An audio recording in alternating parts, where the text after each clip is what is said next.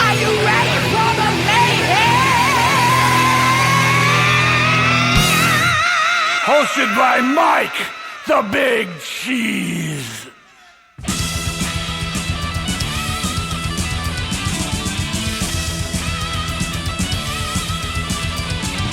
A place of foreign distant dreams, mystic winds blow.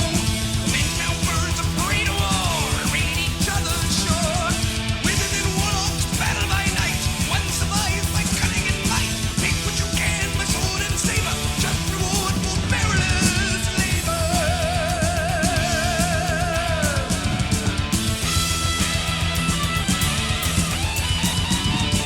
Stands among them a natural king, a man of barbaric breed. In the blade of steel he lays his trust, killing and taking his deeds. Upon him the scars of battles gone by, for many who gazed in his murderous eye. Stride his power and curse the land. The symbol is 10,010. On who lands will kill them all. Victory is ours. We'll have their heads and female slaves, shoot to loot their towers. Riding hard they rush the gates, scale the granite walls. Boiling oil and falling stone, men endured it all. Bloody streams, the battle raged. Brave men died and women were caged. Midst the horde of barbaric roar, kept the guard and kicked down the door. Sword in one hand, a torch in the other. Learned every step of the way. Legend be true, this place is cursed. Even stand guard, not ended.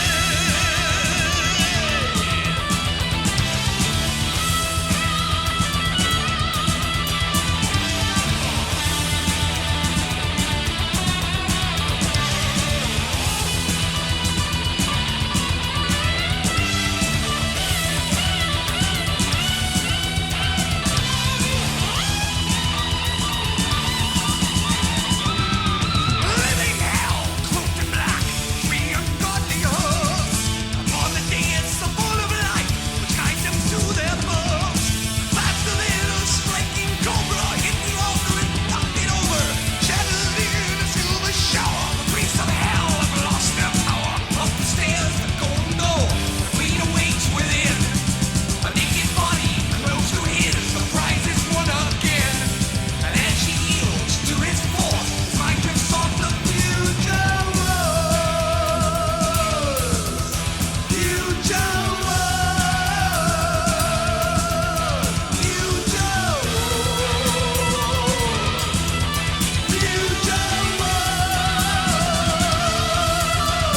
Future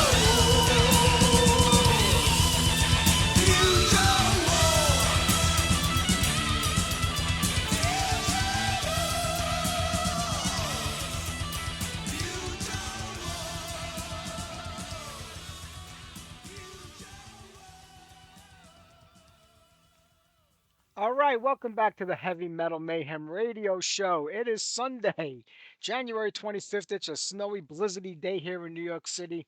Been out there shoveling all day and freezing my you-know-what off. It's really cold out there, too, on top of that. Probably 10 degrees or less right now. So anybody, like most of the states here in the U.S., got hit with a blizzard this weekend, I feel for you out there. The ones that are in the sunnier states, enjoy the weather while you can, because I'm sure it's coming for you, too, in the future. All right, right there, Anthem with Future Wars, going way back to the day. Lip's been on this show many times. We ask him, does he ever get writer's block with the songwriting? He says never. That's his job. That's what he gets paid to do. Songwriting is easy for him. I guess when you write the same song on every record for every record, it's really not that difficult.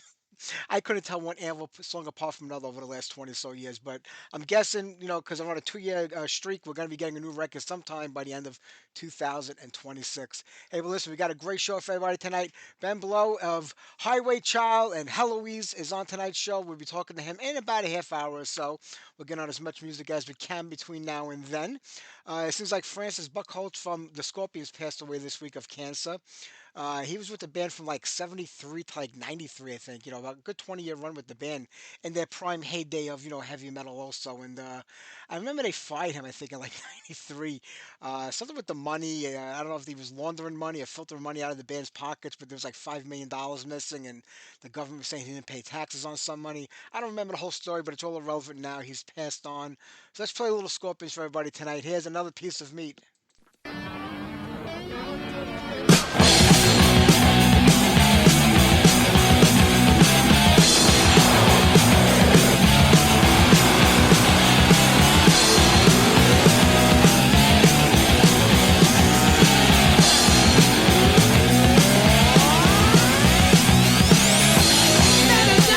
Tokyo place, off the pretty face. I said, hey, you alright?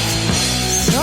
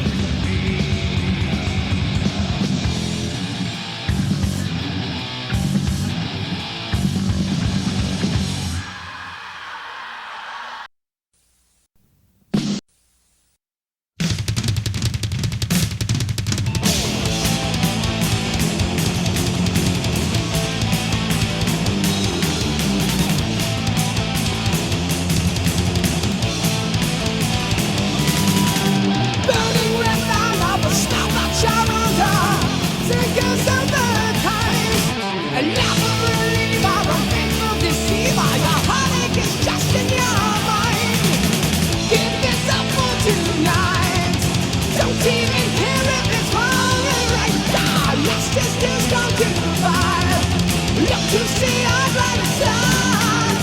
I feel your frustration, I know your elation. You're trapped in a dream.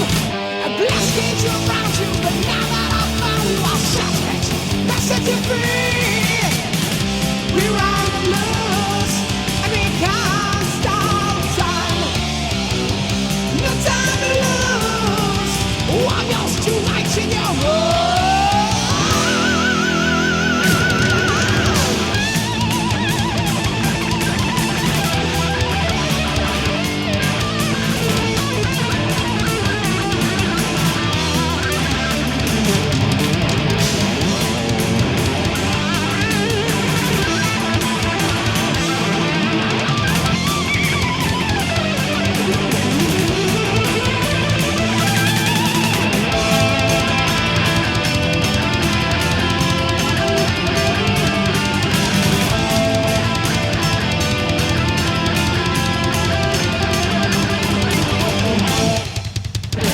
Give it up for tonight.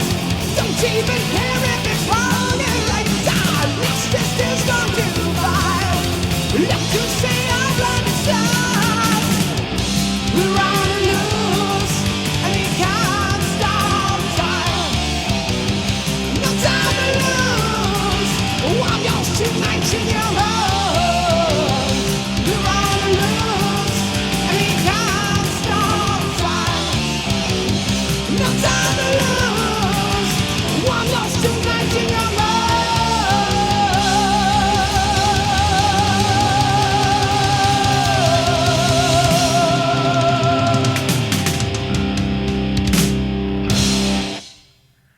Remember when Lizzie Borden used to be good? No Time to Lose.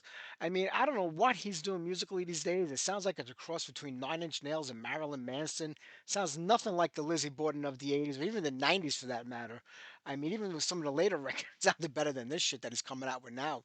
I mean, he's a little upset that he felt like he created or crafted that image and then those guys came in and kind of took it from him. I don't know. I can't figure it out, but I miss the old Lizzie Borden. And before that, Thruster with Screams of Pain and the Scorpions, Another Piece of Meat. I have to tell you, I saw today, and I don't remember the name of the festival. It's a European festival. They booked that Blood, Fire, and Death band to headline. This is the second or third festival that's booked a cover band to headline. Did we run out of original metal bands to put on these bills that we just have to book cover bands now or tribute bands? I mean, Hell's Heroes has about 3 or 4 tribute bands on the bill. I don't understand what's going on here. I mean, you got Witch Killer that got back together. Why isn't every festival trying to book Witch Killer? I'm baffled. I just don't understand it. There are so many other bands out there that could be put onto these bills. Why are we booking cover bands to headline no less? Not even like to fill a spot maybe on the side stage or like the pre-show after show party, but the headlining. This baffles my mind. That is a band called Defender, who's the ultimate Manowar tribute band. Now they're booking them for festivals. I don't understand this. I don't think I ever will. I mean, this is this the downfall of heavy metal, where we're just gonna forget about the original bands out there, forget about the bands that could be on the bills. I can name 100 bands right now that should be on that festival that would be better than a Bathory tribute band. I love Bathory, don't get me wrong, but Bathory was just Quathon. There was really nobody else in that band. There was one guy here, maybe 2 guys there. They were never permanent members. They were never on more than one record. It was basically him the whole time. So, do we really need a Bathory tribute band on the festival instead of like I said, Witch Killer or Leather Nun was getting booked? Now I said last week August is playing at the festival in Florida. Get August on the bill. I would love to go see August play somewhere. Come on, let's get with it, guys. Stop booking these tribute bands, these cover bands. It's disgraceful. We got enough bands out there that could be on these bills. Oh, and speaking of Leather Nun, next weekend, John Guchnauer and Jerry Brewer from Leather Nun are going to be on the show, as well as Sean Peck from Death Dealer and Cage. So don't forget to tune in next Sunday night, in case I forget later on in the show to mention that, which I probably won't, but just in case I do. All right, let's get back to the music here. How about some Final Assault, End of Time?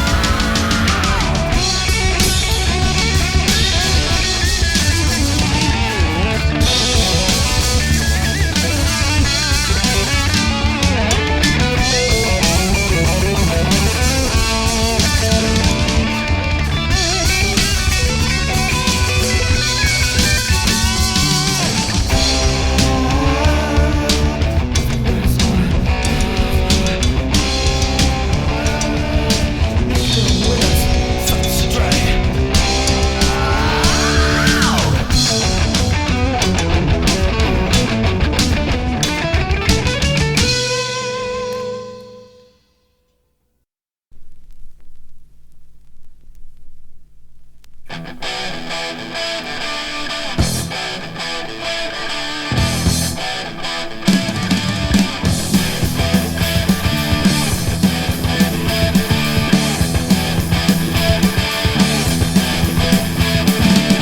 body's weak and I can't take strain. The next attack will be my fate. The south is crumbling under fire. We're losing ground to the northern empire. Fire! Fire your cannons! Fire! Let 'em explode! Fire! Into the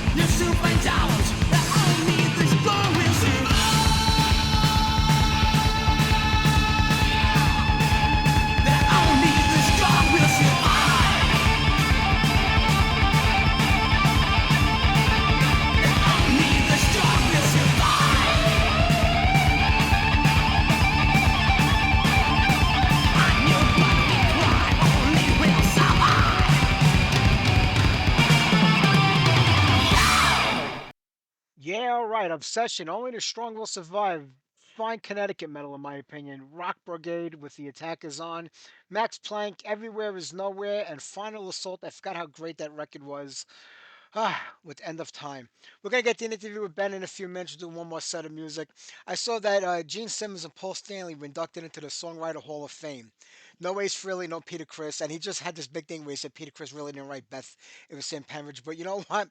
If they're going to induct people from Kiss into the Songwriter Hall of Fame, they should include Vince Poncia, Desmond Child, Bob Ezrin, Vinnie Vincent, Poppy Castro, Stan Penridge, we just mentioned, Bob Weissman, and about a dozen other people who wrote most of the Kiss music.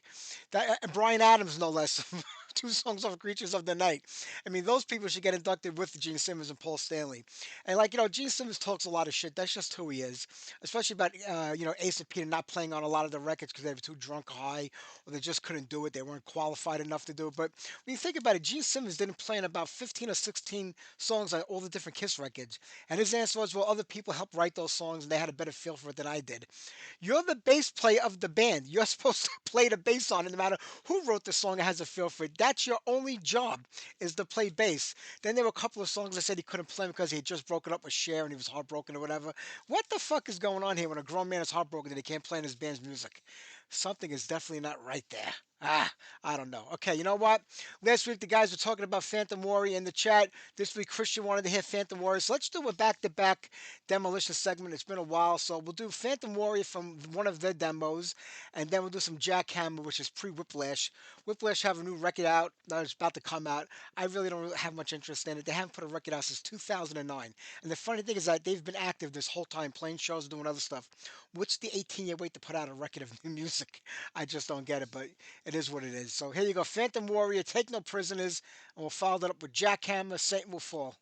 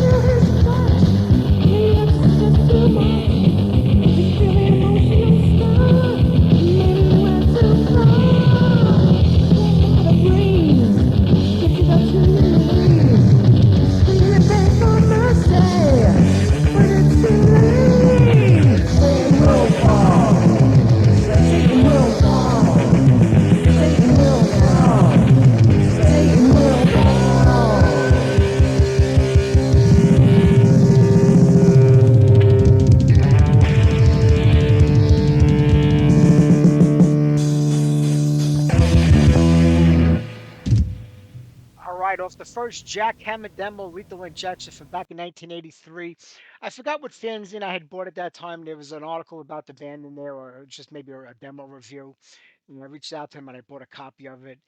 I love that demo. I mean, it was terrible quality. And I think the one I just played was like the remastered one that came out like a few years back when they put them out again. But it wasn't so great. But the band turned into Whiplash after the next demo. That, like I said, that was '83, and it was Rat Harding on bass, if I remember. Chris Ott was the singer and guitar player, and Tony Scaglione was the drummer. And Tony was like the one mainstay throughout all the demos in the early Whiplash years. I don't remember if Chris Ott played on the second tape, Chainsaw Love, but that's when Tony Pataro joined the band, and a year later, they became Whiplash, I think, and that's when everything started with them. But I remember I was at a show at Lemoore, and I saw a guy with a jackhammer patch on his jacket, so I started like tapping him on the shoulder. I'm like, I can't believe you know Jackhammer. And nobody that I talked to ever heard of this band and knows them before. And it's like, I'm the drummer in the band. He goes, we got a whole new thing coming out soon. I couldn't remember the name. He said obviously it was Whiplash, but it was so loud because there was a band on there and I couldn't hear what he was saying. But he's like, wait till you hear the new stuff that comes out. It's gonna blow you away. And then Whiplash came out, and that was some really good stuff early on. So there you go. All right, let's get to Ben and Highway Child. How about we play some Heloise first, then we'll get the interview going right after that. Then we'll play some brand new Highway Child after that from the album that came out last year. So sit back, relax, and let's get this going on. How about we do Die Hard from that day?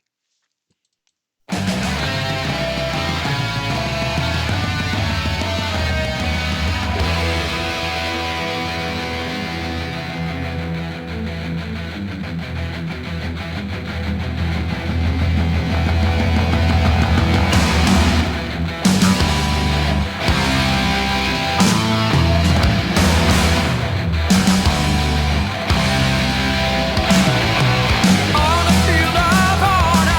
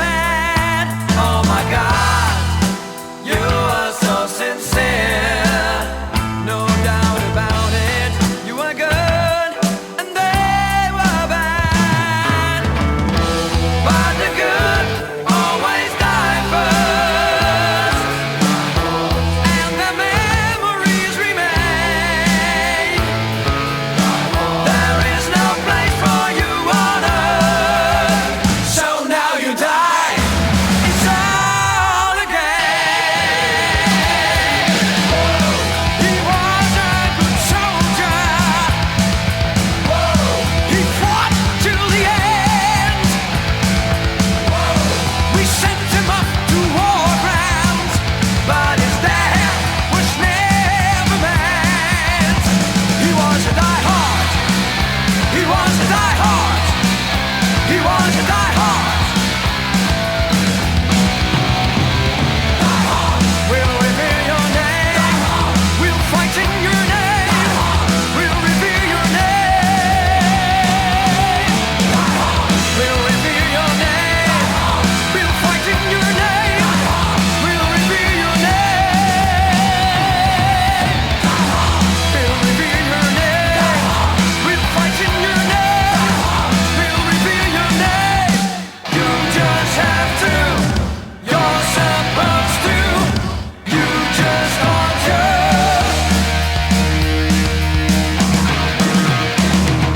Yes, I can hear you, Mike. How are you doing? I'm doing great. How are you today? I'm pretty good, thank you.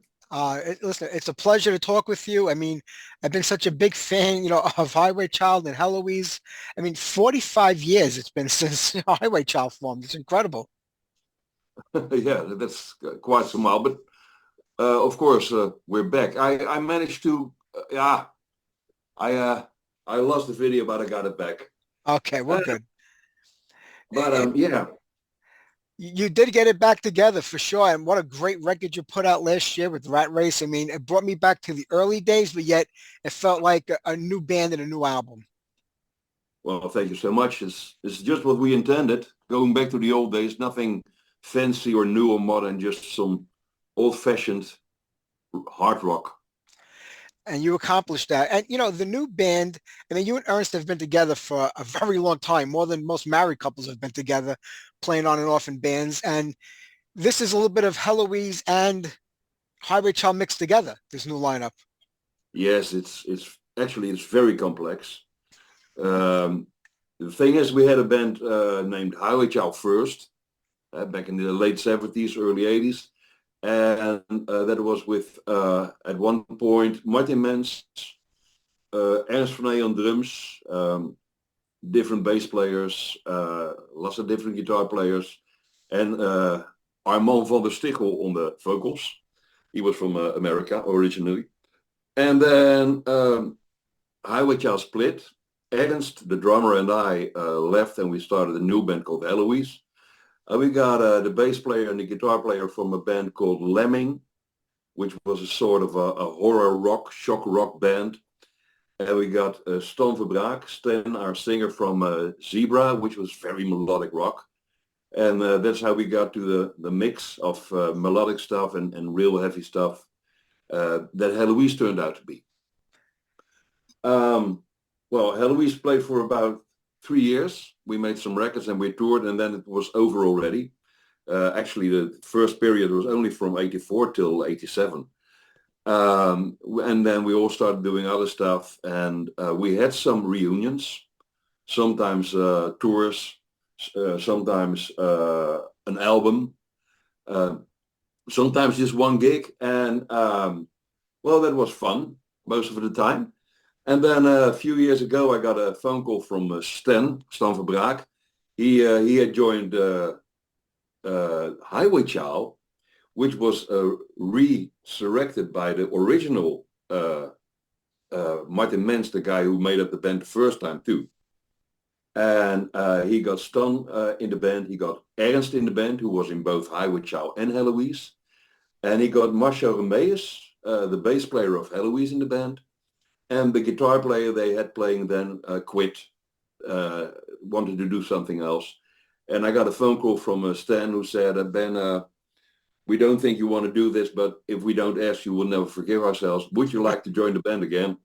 And well, at that time, it sounded like fun, which is actually all that Highway Child is all about now. It's all fun. So I rejoined the band, and we decided we wanted to make a new album. Started working on that. Took some time, but then last year, start of 25, finally Red Race was there, and well, that's the story. That's some story. I mean, when you think about it, I mean, the first time around in Highway Child, it was maybe 3, 4, or 5 years that you were a part of the band back then, but you put out one of probably the greatest records ever recorded, with Storybook Heroes. That's a legendary record till today. And then you had the EP after that. Were things going bad that you wanted to get out of the situation, or was it just not for you anymore? Thing was there was a trouble in the band. We had some new members and they really wanted to go a very different direction than we did.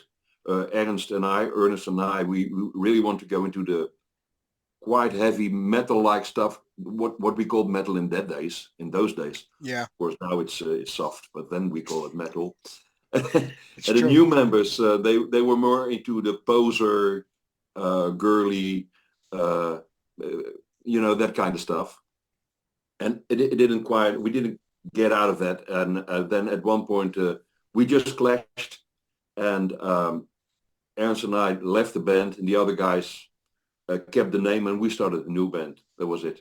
Yeah, but considering that you guys were some of the original members of the band and long-running members, couldn't you override like what they wanted to do musically, or was it just too much like to deal with it at the time?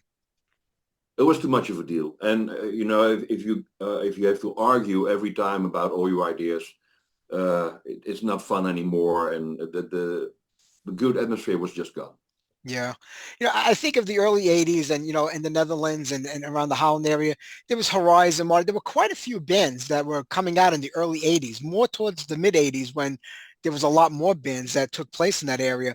But was it difficult for a new band or a young band starting out at that time in, such a small place? You're talking about Highway Child? Your Highway Child, yes.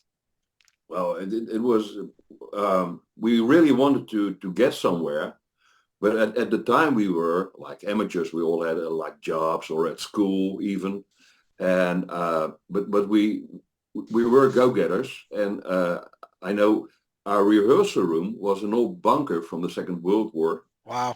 which was semi-underground next to the Maas River in Rotterdam, and it was all what you call it mold and cold and wet and watery, and all the equipment was going away in front of our eyes because of the bad the bad atmosphere.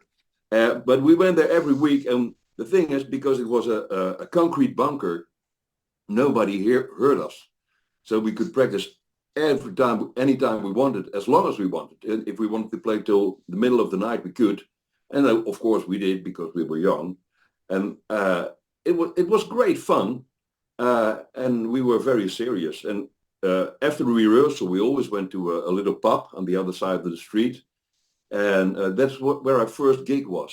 It was just a very old-fashioned pub with elderly guys sitting Yeah. on the bar, drinking beers, eating nuts, and that was our first gig. And well, that was fun. I remember we even had an opening act, uh, who were also amateurs and friends, and it was nothing big, but slowly we got bigger and bigger, and we did a lot of stuff to get our name to be more known. We had it painted on a tunnel where thousands of cars would pass by every day, and if we had a gig, we would go into town with our own made posters Yeah. and put them on the walls illegally and run away when the police came, and that kind of stuff.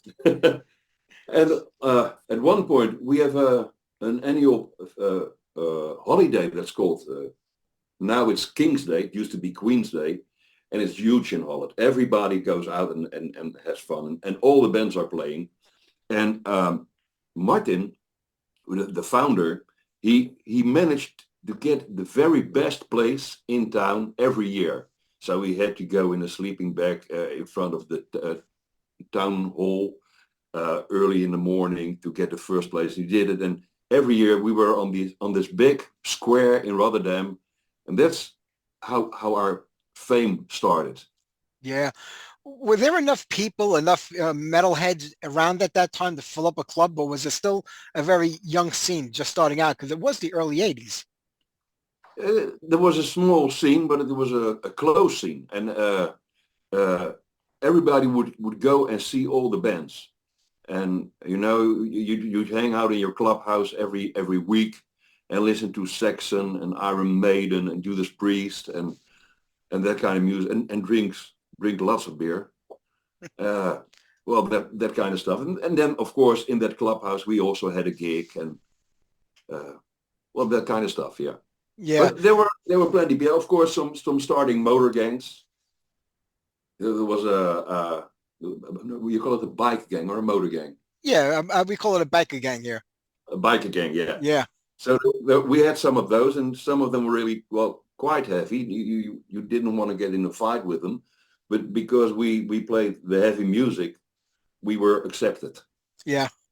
And that was kind of great because I had this very silly moped. But at one point I was in the clubhouse, and one of the biker guys who was twice as big as me, he sat next to me at the bar and he said, "Hey Benny." So I said, "Yeah, what's up?" "Hey Benny, you don't have a girlfriend, do you?" No, I don't have a girlfriend right now. And then he picked up this very sweet little Indonesian girl who was with the bike gang, and he just kind of put her next to me, and he said, "Now you got a girlfriend." I dated with that girl for 2 years. That was great. And I was allowed to go to the clubhouse on my silly moped, and I was all accepted just because I played guitar in a hard rock band. So that was great. Yeah, those were great times and great days back then. I mean, the band was together. I mean, I remember getting, I think it was called the Heavy Rock Tour demo around 81 or 82. That's the first time I heard of you guys. And because I was a tape trader back then, that's how we did things. We That's had pen pals, we wrote letters, we traded music with each other. And that's what turned me on to the band. But it wasn't long after that that the first record came out. So how did it come about that you got a record contract? It seems like relatively quickly that you guys got signed to a label. there was still Highway Chow. Of course, we had been Yeah. playing for a long time. Um, Actually, I don't even remember how that band got a record deal. At that time, I just played the guitar, and I didn't. I wasn't involved in anything like management or that kind of stuff. I just, they told me to be there at that time, and I would be there and play that part and whatever they told me to do. Um, but the great thing is, oh, I think it had to do with, yeah, it's the elephant in the room, Ted Nugent's guitar. I Do heard you that know the story. story? I heard it Yeah. that you won his guitar and then later on you Yes. got rid of it. So tell that story.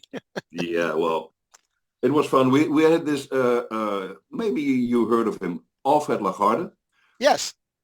Okay. Well, he was the hard rock heavy metal radio DJ in Holland in those days, and he had his concrete hour, as he called it, every week, 1 hour of hard rock. And at one point, uh, Ted Nugent decided to give away one of his Gibson Birdlands, and so he did it through Alfred Lagarde. So he made like a contest, and everybody could write a letter, and the best letter would just win the guitar. And at that time, well, I was kind of a shy, decent, friendly young man, but I wrote a letter saying I was the very best guitar player of Holland. And if anyone was to win the guitar, it should be me because I was so brilliant and fantastic. Yeah. I just tried it. And then a few weeks later, I was at work. At that time, I worked at that's hard in English. You know where they make dents? Dentures. Yeah. Yeah. So the artificial dents, teeth, I made those. That was my job then. And I got a call, and it was Mr. Lagarde, and he said, "Well, you won the guitar. Come to the studio now." And I got in I was allowed to leave from my work, and I got into a taxi. I drove to the studio, and there was the guitar, and I tried to play it, but it was a very bad amplifier, and actually the guitar was a bit big for me because I was a tiny guy, and it wasn't very good. But they had kind of decided this guy's going to get the guitar. So whatever I did, I got the Yeah. guitar. And then, of course, at that time, Ted Nugent was like a real big rock hero all Sure. over the world, also in Holland. And people would come to our shows because they wanted to see the guitar. So they didn't come for the band. They really came for the Ted Nugent guitar. Oh God. And then they saw the band, and then they thought, well, that's a nice band. And so we got our fans. And Alfred Lagarde, he also was involved with a record company. And I think that's the way we got our record deal because Alfred also produced it for us. Got it. And yeah, well, it must be something like that. It's a long time ago. Yeah, a very long time ago. But it's funny. They came for the guitar, but they got the band. So that was it was a good promotional item to have. But I heard years later you met Ted Nugent and you got rid of the guitar. 1 year later, yes, yes. He didn't come over to me like a very nice person. Yeah, And actually, I was so taken off by his attitude that I didn't want to have his guitar anymore. And I went to a music store next day and I said, what can I get for this guitar? And they gave me another guitar, Gibson, this good.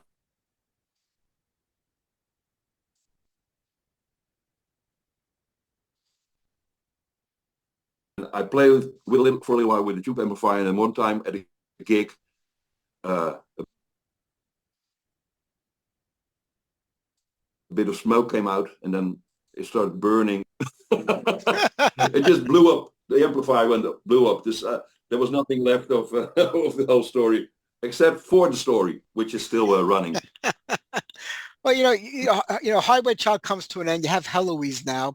Did you learn any lessons from Highway Child that you said you didn't want to repeat with Heloise?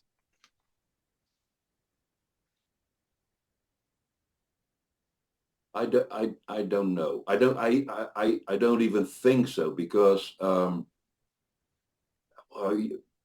you don't want to have fights within the band or disagreements, but that was the big lesson. But you will have them, of course, because it's all very important for you.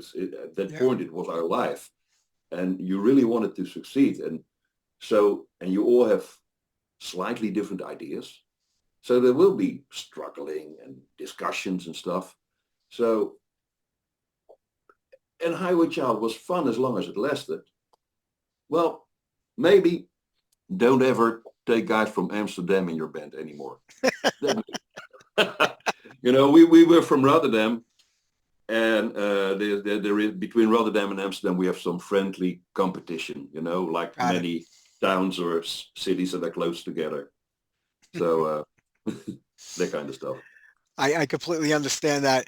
But you do have the band together now. And you hear a lot of bands, they maybe it's a personal thing that they fight over. Sometimes it's a money issue. It could be a management issue. Maybe the band not moving as fast as they wanted to move along. But you think the biggest fights that take place in bands are the creative ones when it comes just to the music alone? Well, in our case, it was.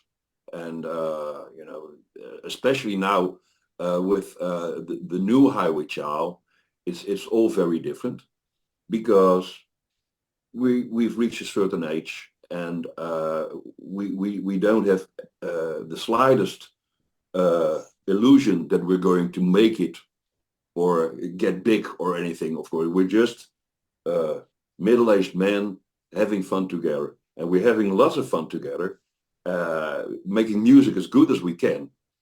At one point, I said to Stern, our singer, man, we're having so much fun, but we could, now we're making music, but we could also be fishing or hanging out in a bar or, it's just guys getting together, having fun, doing something that they love to do. True. Back in the 80s, there's always a chance that you can get signed to a big label, a major label, and go out on tour and be the biggest band in the world. That's kind of faded away over these years because the record industry is not what it used to be. So it must be a lot easier now. Like you said, you can just have fun writing the music, playing the music, and going out when you can and making it a part-time job, so to speak. Yes, yes, well, or a hobby even now, this band. Um, we and that's when we started talking about this album, I thought, well, I want to do what I think is fun and what the band thinks is fun, and we're not going to try to be very heavy or very modern or that kind of stuff. I'm just going to write the stuff, and we're going to play the stuff that we like and that we did back in the days. And I think that worked out very good because what you said, I've heard it from a lot of guys. it turned out to be a really nice old-fashioned album. Yeah. Yeah. Absolutely. I feel like if the band was together for these last 40 years, putting out new music, this is where the band would have been at musically with the Rat Race record. And listening to the songs on there, was there anything from this record that might have been left over from the early days of Highway Child or Heloise, or was it just all brand new music just written when the record came out? It's all brand new Brand because new.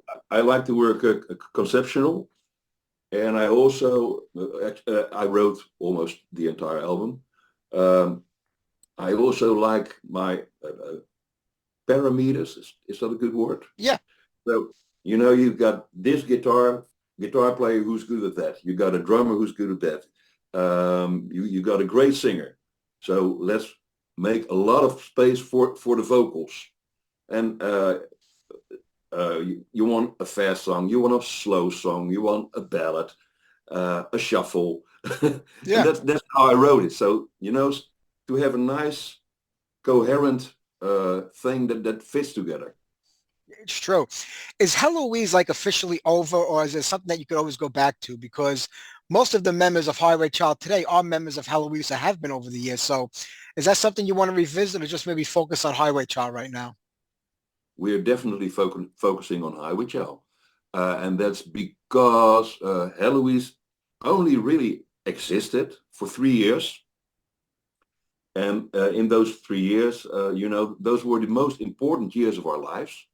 And we were the most important people in each other's lives, good friends, and we did everything together. And then things went wrong, what things went wrong with the record company, so the band had to stop. But we always felt that Heloise are these specific 5 people, not another guitar player, not another drummer, actually only these 5 people. And unfortunately, the other guitar player, he's not well. His health is not very good. Has been for a long while. Uh, the last thing we did together, I think it was 2014.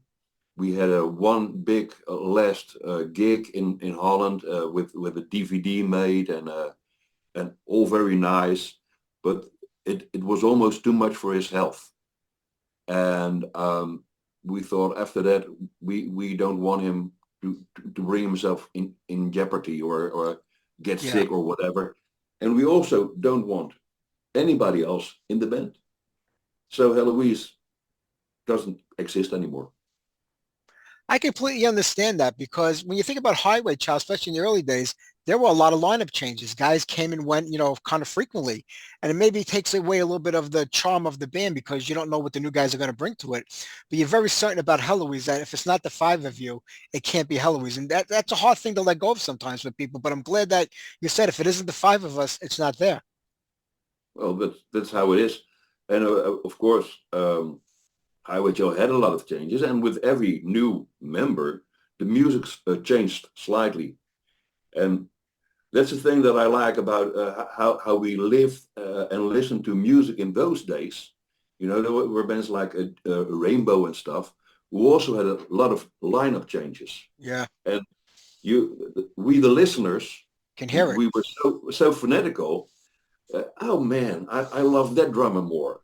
Yeah. Well, since that guitar player ended, it's no fun anymore. We don't like it anymore. And it's I think it's very important. That's the thing we've lost now in these days because everybody makes music at home or just alone. But at that time, every member of a band was very important and yeah, put a big stamp on the music of the band. It's very true. And I say that all the time on my show. Back in the 80s when I went to go see a concert, I didn't go to say, well, I just want to see the singer. I just want to see the guitar player, the bass player, the drummer, the keyboard player, the second guitar player. They were all the band. Every member on that stage was the band. And when one of them left, it was like losing a family member away as a fan because no one member was more important than another in a band back then. It seems today it doesn't matter as much anymore to fans. That's true. That's true. And well, it's a bit sad, but on the other hand, well, times are changing, and that's just how it goes. True. But yeah, in those days, you knew the names of all the band members, and you knew what they looked like and how they played. And I had the good fortune, I think it's about a year ago, to to play along with Mr. Les Binks on what turned out to be his last gig before he passed away. He was, of course, the drummer of Judas Priest. Yep. In the time that I really became a fan of that band. The early days, I think it was Stained Glass at that time, maybe a bit later. But as you said, all the band members were equally important. And of course, Les Binks was a brilliant drummer. Yeah. Also a very melodic drummer. And then, somebody arranged for me to do a gig with Les Binks. And I played 3 songs. I played a Victim of Changes, Hellbent for Leather, and Breaking the Law. And the moment Binks came on stage and started to play, I recognized his drumming. Yeah. It sounded different from all the other drummers from Judas Priest. And it made me feel like I was a bit in the band because it sounded so much like Priest because of only the drummer. Yeah. That's true. That was really great. When you're up on stage playing with Les Binks, you got to pinch yourself to say, I'm playing with like one of the original guys of Judas Priest and the drum who created some of the greatest drum beats in metal history. You got to look at yourself and say, wow, like, does it feel like you said, you felt like you were part of Judas Priest at that time? Yes, well, that was one of the greatest experiences of my life because I'm such a big fan of that band, especially the early work. Yeah. And go ahead. No, I was saying, but getting back to Highway Child, when they called you up and said that, we feel better if we didn't ask you to play with the band again, did you really have to think long about it? Was it kind of like just say, you know what, I think this is the right time to go back and do this? Because they had it going again maybe 15 years before that with different members. Was that an option back then, or would you have said no when they first, kind of when Ernst first started the band again? Well, for the last 40 years, I think, I'm a professional musician. So I make a living, which means I have, musically, I do a lot of stuff that the heavy metal people would really hate. I play at parties, I play at weddings, all kinds of music, jazz, country. I love to play Johnny Cash, and that makes good money.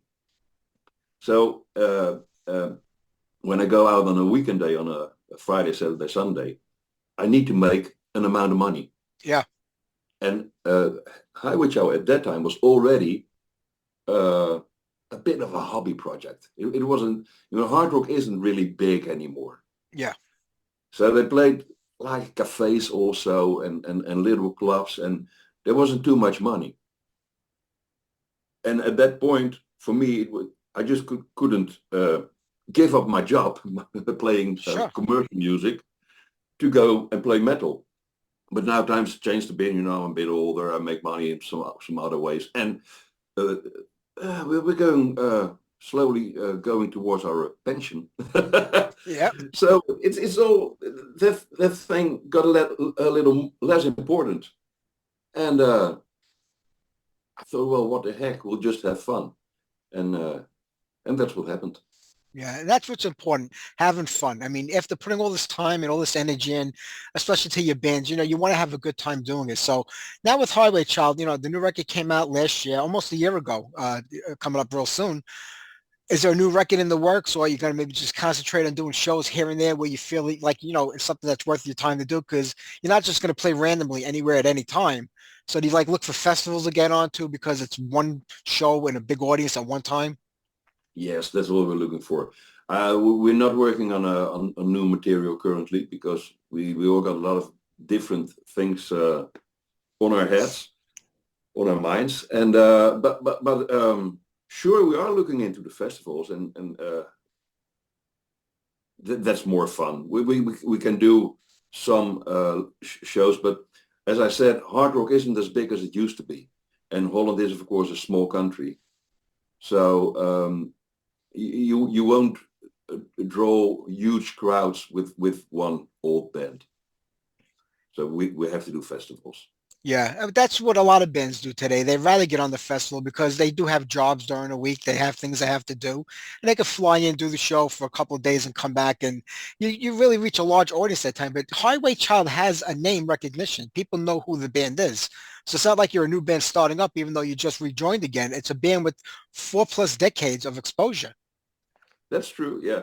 And I've had some really fun experiences with that because, for instance, one day we played at a pretty big festival in Germany, and it was over several days. I think we played on a Wednesday. We played on a Monday, and then as I said, I'm not a big guy. I'm a tiny guy, and I don't look really heavy.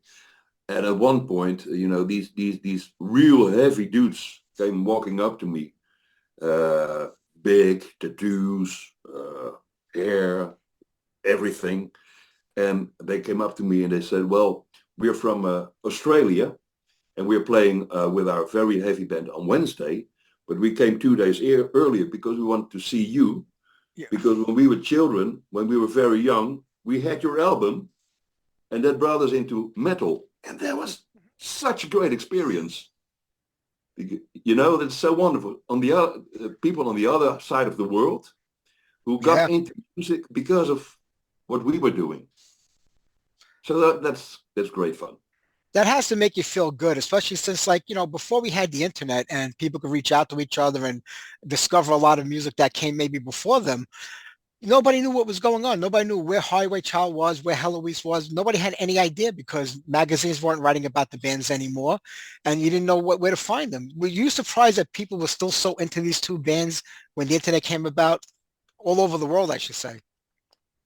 I'm sorry, I don't get the question completely. What I was saying was with the Highway Child with Heloise, like when the internet came around and people were able to like look up, bands and find out where different people came from and who the bands were you surprised at how many fans of your two bands there were out there that you didn't think were there when there was no internet to let you know?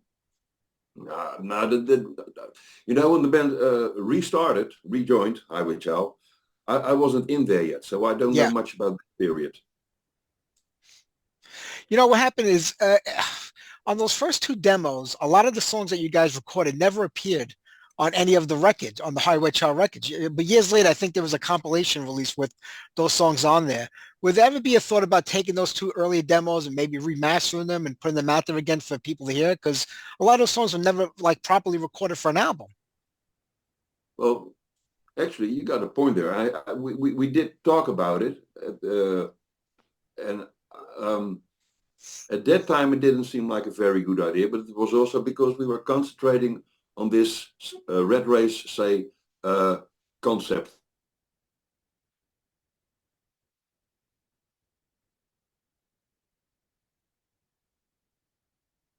Wanted all new material, but yeah, maybe it's a good idea to do that and maybe re-record them even. That would be a good idea. I mean, some people don't like when bands re-record old classic songs. They feel like it kind of loses that time and place type of sound to it. When you recorded it, you were in a certain frame of mind, a certain vibe, and a certain recording. And so a lot of people feel like when you re-record a song, it takes away from like the original charm of that song. Would you be worried about changing them too much or just giving them a new life? Oh, I think we definitely would just give them a new life, and even if you remaster them, of course the sound quality at that time was quite poor. Yeah. You wouldn't get a really good sound from those recordings. So if we do that, you just put an idea in my head. If Don't we do, blame me. well, we'll have to find the time to do that. But yeah, I think it's a nice idea, and I'll discuss this with the group. Thank you. And it'd be great to hear those songs again. I mean, I play them still all the time on the cassettes from back in the 80s, but it'd be great because there's a whole younger audience out there today that's discovering, these bands that weren't even alive when you guys were playing. And so to them, it's a big deal to hear this music. Yeah, that's fun to come across, and of course, even my own daughters, when I play the songs to them, they could get a little into it. Yeah, a little. Just yeah, well, the youngest one is more into K-pop. I understand that. I get that.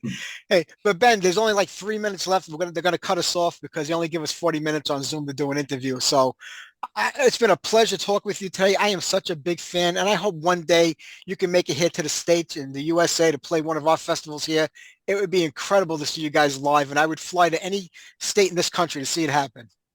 Well, thank you so much, Mike. That's a good thing to hear. Thank you for your time for the interview.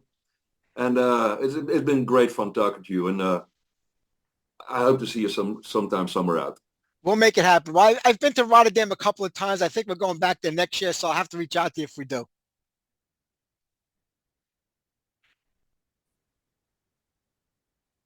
That was it? No, it wasn't. You're still moving around. You were away for a little while. Oh, I was saying we've been to Rotterdam, my wife and I, quite a few times, and we're going back there next year. So hopefully we'll get to meet up then. If you're around, just give me a ring and we'll fix something. Okay, you take care, my friend. You have a great night. Okay, see you. Take care. Bye-bye. Bye-bye.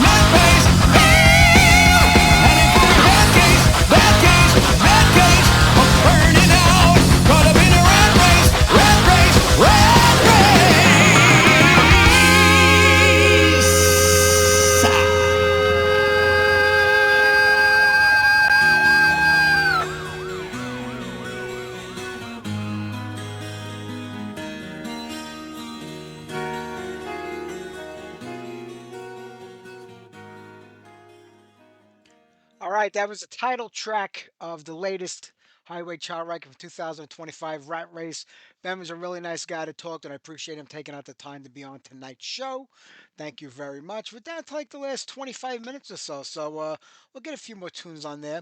I was reading in Blabbermouth that Ricky Rocket says that Brett Michaels wants like $6 for every $1 that the band would make on the next tour, the 40th anniversary tour, I guess, of one of their records. I wasn't really a Poison fan, so you have to forgive me. I don't really know too much about those guys. But listen, I mean, you're not going to see Ricky Rocket if you're going to see Poison. You're not going to see CC DeVille, who was in the band and out of the band a few times, or Bobby Dole, the bass player. For a guy who knows nothing about this band, they sure know all their names, right? But I'm just saying, Brett Michaels is the draw. He always was the draw. He's the lead singer of the band. He's the front man. He had the TV show VH1 back in the day. But to me, a band is a band. Whether three guys, four guys, or five guys, everything should be split equally. I know it doesn't happen. That's not the way the business world of music works, but that's the way it should work. I know, like in my band, I wrote like 95% of the songs, the lyrics, the music. But if you look at any of our tapes, it always says all songs written by Stillborn because we're a band, we're a collective unit. We couldn't do it without each other. That's just the way bands work. But it's not going to happen. So Ricky Rocket is out there with his Rocket Mafia doing the 40th anniversary or whatever the hell it is of, I guess, Look What the Cat Dragged In. Was that the name of the record from back in the day? I'm not even sure. But if you're a fan of Poison, go out there and see them. That's all I can tell you. Would the 40th anniversary really have been of this record if they had the four original guys touring? Really, were they going to play stadiums? I mean, they were playing stadiums when they went out with Motley Crue and Def Leppard on that tour, and they were like really kind of opening up the bill. So were they really playing stadiums? I don't know. Maybe like carnivals or town fairs, but I don't see them headlining stadiums even with the anniversary tour of that record. But I could be wrong. Who the hell knows? All right, let's do one more set of music over here, and then we'll do a little bit more chit chatting. Then we're gonna wrap it up here for the week. So how about we do some Saber Tiger, Back to the Wall.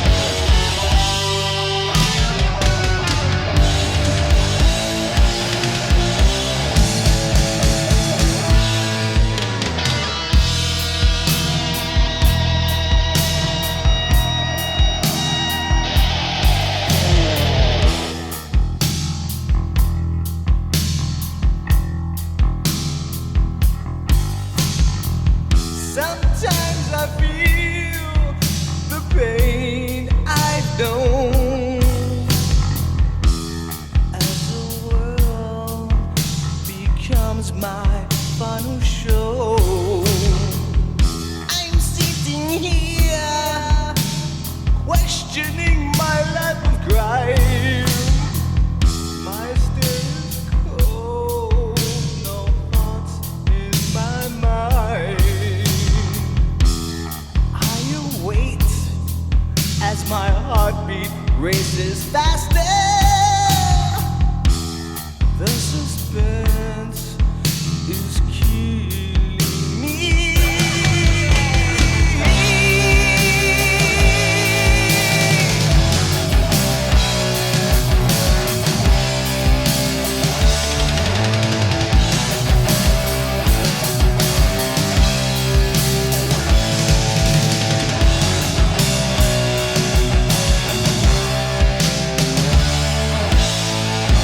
Now the gods begin stumbling through my hall. You'll soon be latching my chain and ball. Drag me to sentence my lonely hole. And I'm so scared to find my guilty soul. Wait, please, can't you wait a little longer for me?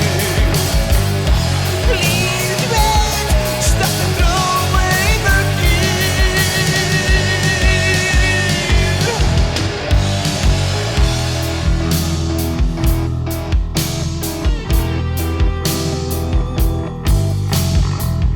I've been committed execution tonight. When the sun has fled, electric, my only light. Guilty as charged, a horrifying scene. Now sparks ignite, electrifying streaks. I foresee a gathering of death cleaning. As my blood turns ice, I'm freezing in my veins.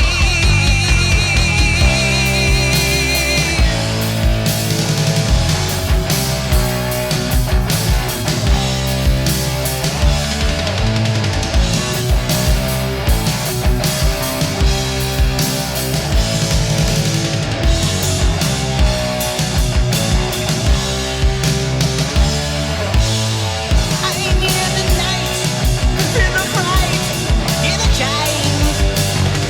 Die in my life before it's time. My future's destined to end in waste. There's no one here to wipe the blood from my face. Wait, please, could you wait a little longer for me? Please wait, stop and throw away the